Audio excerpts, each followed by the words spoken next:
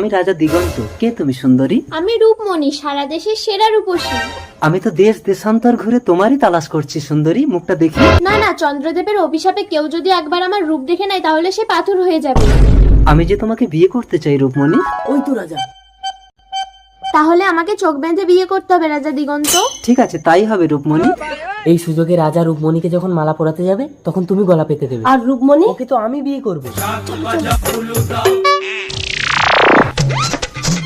রানী রূপমণি, আজ থেকে আমি অন্ধ সেজে সারা জীবন তোমার রূপ অনুভব করব। রাজপ্রাসাদে চলো রানী। তুমি আমাকে লগ্নভ্রষ্ট করলে। সোহাগে ভরে দেব মুখের থেকে ওড়না। না সীমান্ত, তুমি কিন্তু পাথর হয়ে যাবে।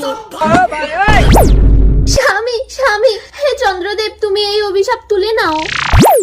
কোন প্রকৃত রাজা যদি ওকে দু চোখ দিয়ে দৃষ্টি দেয় তাহলেই ও পাথর থেকে মুক্তি পাবে। এখন আমি